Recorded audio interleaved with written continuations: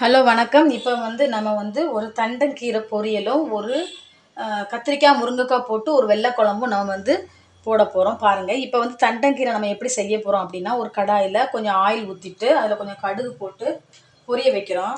பொரிய வச்சுட்டு கடாயை நம்ம சூடுபடுத்திக்கிறோம். இப்போ கடுகு நல்லா வெடிச்சிருச்சு. இப்போ இதில் நம்ம என்ன செய்கிறோம் அப்படின்னு சொன்னால், 2 காஞ்சல் வத்தலை போட்டு நல்லா என்ன செய்கிறோம், ஃப்ரை பண்ணிக்கிறோம். கடுகு நல்லா வெடிச்சிருச்சு.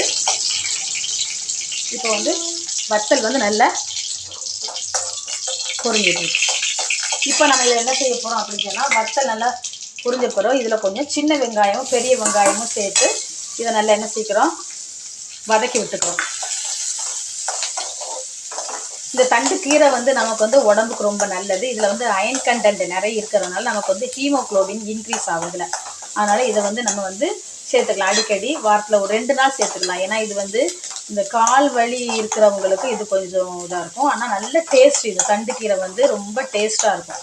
சாப்பிட்றதுக்கு நல்ல ஒரு ருசியாக இருக்கும். இது இந்த குழம்புக்கும் இதுக்கும் ரொம்ப டேஸ்ட்டாக இருக்கும். இப்போ இந்த வத்தலும் இந்த வெங்காயமும் நல்லா வதங்கிக்கிட்டு இருக்குது. வத்தலும் கீரை இந்த வெங்காயம் நல்லா வதங்கிக்கிட்டு இருக்குது. இப்போ நம்ம கீரையை நல்லா கழுவிட்டு நல்லா என்ன செஞ்சுக்கிறோம், சின்ன சின்ன பொடிசாக நல்லா கட் பண்ணி வச்சுக்கிறலாம். தண்டு எல்லாம் சேர்த்து தான் நம்ம என்ன செய்யணும், இதை பொடி பொடியாக நல்லா கட் பண்ணி வச்சுக்கிறணும். அதுக்கப்புறம் இதில் ஒரு சின்ன ஒரு ஜாரில் நம்ம என்ன செஞ்சுக்கலாம், கொஞ்சம் தேங்காய் அடித்து வச்சுக்கிறலாம். இல்லை அப்படின்னா கொஞ்சம் திருவி வச்சுக்கிறலாம். நல்லாயிருக்கும். போட்டு இது பண்ணுறதுக்கு நல்லா டேஸ்ட்டாக இருக்கும். இப்போ இதில் கொஞ்சம் சின்ன சீரகம் சேர்த்துக்கலாம். கொஞ்சோல சின்ன சீரகம் கொஞ்சம் சும்மா ஸ்பைசஸ் வாசத்துக்காக நல்ல டேஸ்ட்டு கிடைக்கும். அதனால் இது பண்ணிக்கலாம். இப்போ எல்லாமே நல்ல ப்ரௌனிஷாக ஆகிட்டு வெங்காயம். இப்போ நம்ம இதில் என்ன சேர்த்துக்கலாம், கழுவி வச்ச கீரையை நம்ம இதில் சேர்த்துக்கலாம். அடுப்பை சிம்மில் வச்சுட்டு இதை நம்ம என்ன செஞ்சுக்கலாம், சேர்த்துக்கலாம்.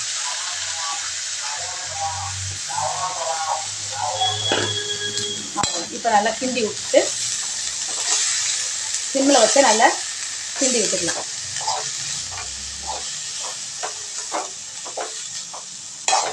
இப்போ கீரை அதில் ஏற்கனவே கழுவி வச்சிருக்கப்போ உள்ள தண்ணியே அதுக்கு போதும். நம்ம இது கூட என்ன செய்யக்கூடாது, தண்ணி சேர்க்கக்கூடாது. கீரையை மூடி போட்டு மூடக்கூடாது. இல்லைன்னா அது ஒரு மாதிரி கடுத்துரும்.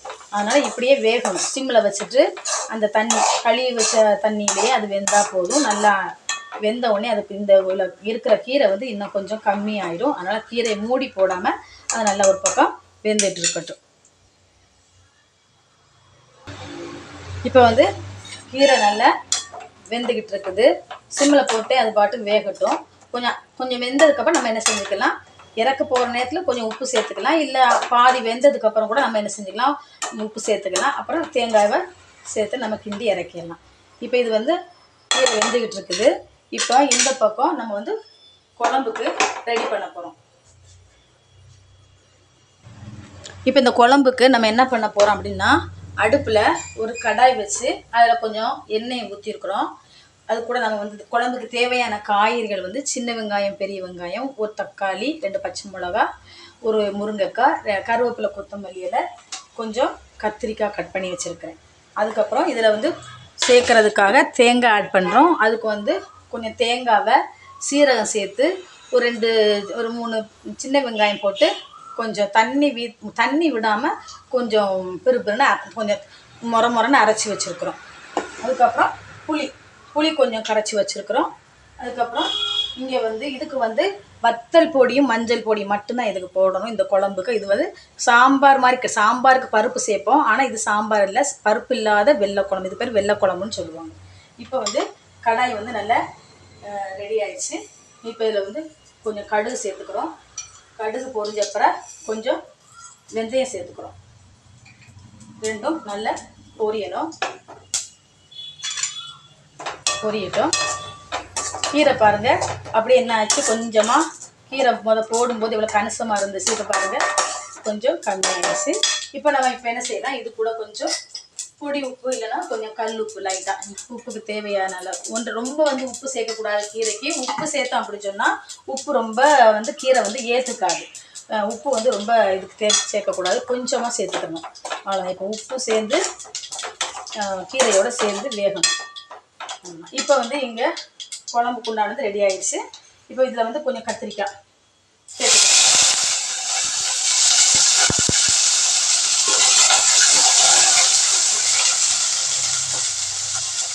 அதுக்கப்புறம் முருங்கைக்காய், பச்சை மிளகாய், வெங்காயம், தக்காளி இதை மட்டும் போட்டு நம்ம வதக்கிக்கலாம்.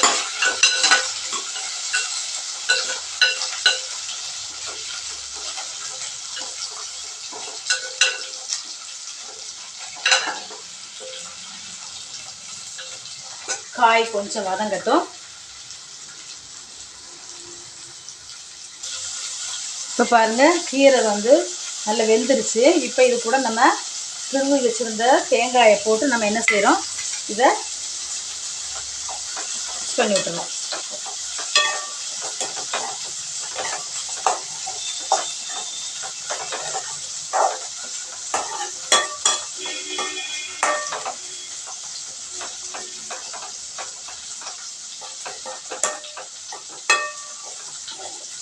அவ்வளோதான், கீரை ரெடி ஆயிடுச்சு. இன்னும் கொஞ்சம் அது வேகணும், அதனே கீரை வேகட்டும். இங்கே வந்து காய் வந்து நல்ல எண்ணெயில் நல்லா வெந்துருச்சு. இப்போ இது கூட கொஞ்சம் புளி கரைச்சி வச்சுருக்கிறத சேர்த்துக்கிறோம்.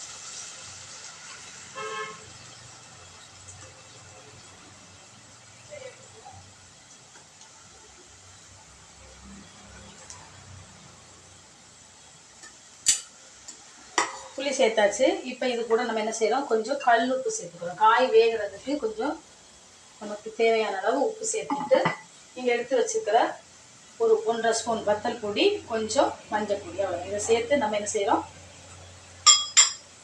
குழம்போட சேர்த்து மிக்ஸ் பண்ணி விட்டுட்டு, அவ்வளோதான். காய் வந்து இவ்வளோ இந்த புளி தண்ணியில் வெந்தால் போதும். அவ்வளோதான், காய் வேகட்டும். வெந்ததுக்கப்புறம் நம்ம தேங்காய் ஆட் பண்ணிக்கலாம்.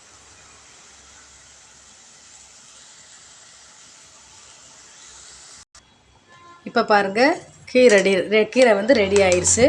அந்த கீரை வந்து பச்சை மாறாமல் நம்ம வந்து பொரிச்சு எடுக்கணும். அப்படின்னா தான் அந்த கீரையோட சத்து வந்து நமக்கு முழுமையாக கிடைக்கும்.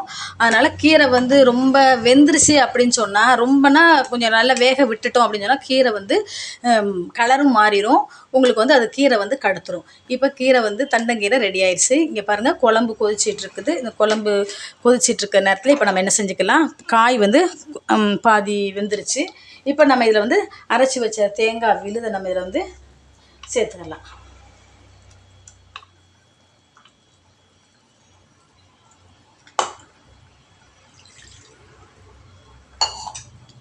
இப்போ வந்து காய் வந்து பாதி வெந்திருக்கு. இப்போ இன்னும் கொஞ்சம் அந்த தேங்காய் சேர்த்ததுக்கப்புறம் இன்னும் கொஞ்சம் வேகட்டும்.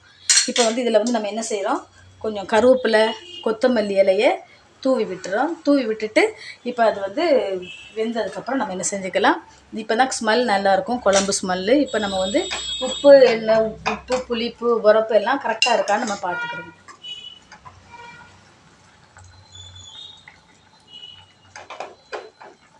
கரெக்டாக இருக்குது. இன்னும் கொஞ்சம் காய் வேகணும். அதனால் குழம்ப வந்து இன்னும் கொஞ்சம் வேக விட்டுக்கலாம். பாருங்கள், குழம்பு காய் எல்லாம் வெந்து ரெடி ஆயிடுச்சு. நல்லா உப்பு, உரப்பு, புளிப்பு எல்லாமே கரெக்டாக இருக்குது. இவ்வளோதான், குழம்பு ரெடி ஆயிடுச்சு. குழம்பு ஆஃப் பண்ணிடலாம். பாருங்கள், இப்போ வந்து சாதம் ரெடி ஆயிடுச்சு சுட சுட. இங்கே வந்து கீரை ரெடி ஆயிடுச்சு, தண்டுக்கீரை. குழம்பு ரெடி ஆயிடுச்சு. இது வந்து கத்திரிக்காய், முருங்கைக்காய் போட்டு வெள்ளை குழம்புன்னு சொல்லுவாங்க. இதில் டேஸ்ட்டாக இருக்கும். நல்ல இந்த குழம்பு எப்படி இருக்குன்னு பாருங்கள். கத்திரிக்காய், முருங்கைக்காய் போட்டு நல்ல ஒரு குழம்பு, சுட சுட கீரை பொரியல், நல்ல சோறு. வாங்க சாப்பிட்லாம். பிடிச்சிருந்தா லைக் பண்ணுங்கள், ஷேர் பண்ணுங்கள், சப்ஸ்கிரைப் பண்ணுங்கள். Okay, thank you.